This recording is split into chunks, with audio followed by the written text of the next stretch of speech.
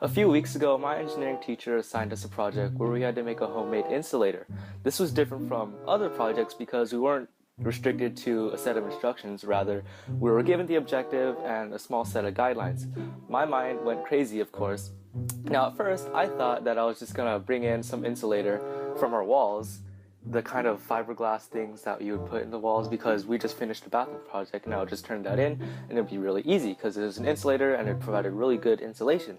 Except the guidelines stated that we had to make it ourselves and it had to be at least 4 materials. After contemplating other insulators such as cardboard, towels, and plastic, I came up with the best idea. Now, I'm not insane or anything, but I did come up with a really good insulator, and that is dough.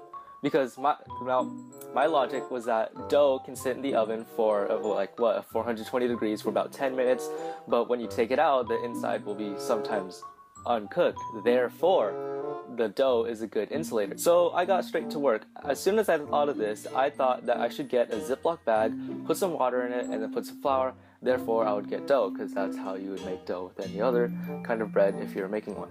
And a little bit of flour, then bam, bread. I think it's gotta be more than 50% so the water knows. It's like, I gotta make bread. Yeah. If you put it that Less than that. Or we could have made so much more bread.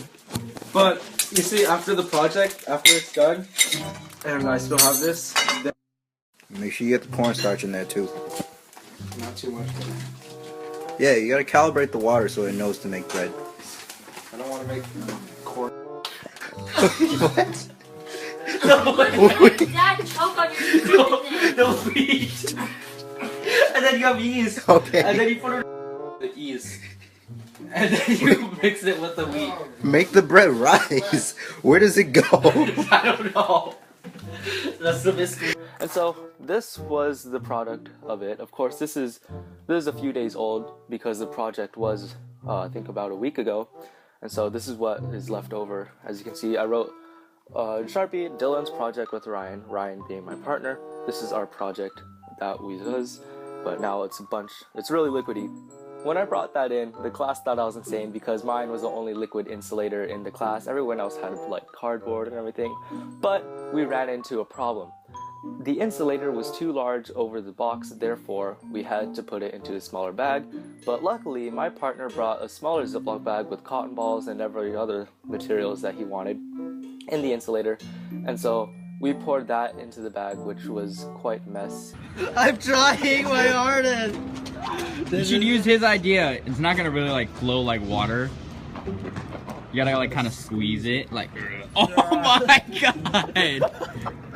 Don't laugh. Don't laugh. It's flour and water. Okay, I think that's enough.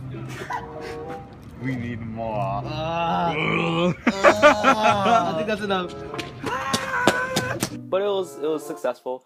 However, we still needed one last material since the guidelines stated that we needed at least 4 materials.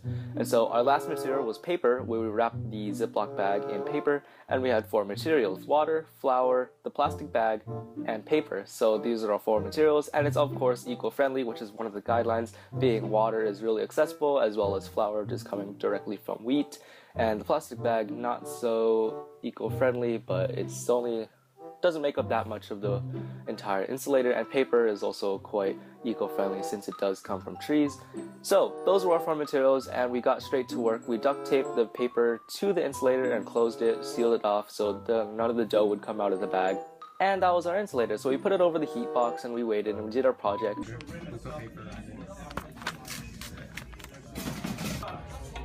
Where are our graph though? Oh, there's our graph.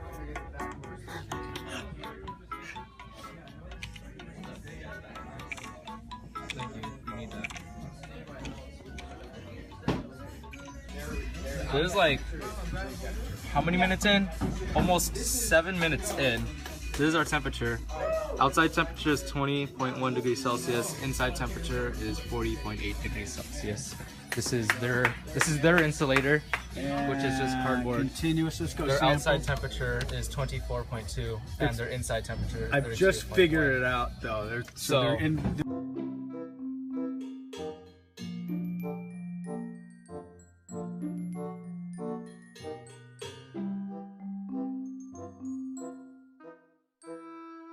you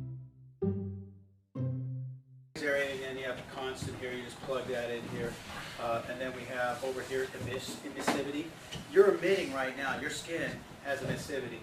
Alright, so the emissivity constant, there is an emissivity constant that's unique to human beings, to us, to dogs, cats, you name it. There's emissivity constants, okay, that actually emit energy. Our initial internal temperature was 36 degrees Celsius. In other words, the temperature we started out with was 36 degrees.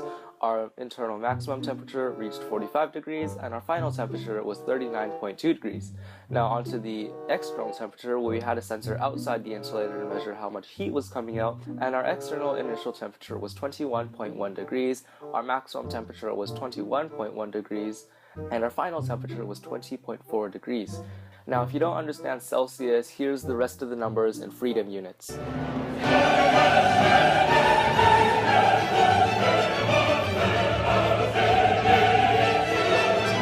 Overall, this engineering project was a lot of fun, and it shows that the simplest ideas are often the best, even if it is a bag of dough.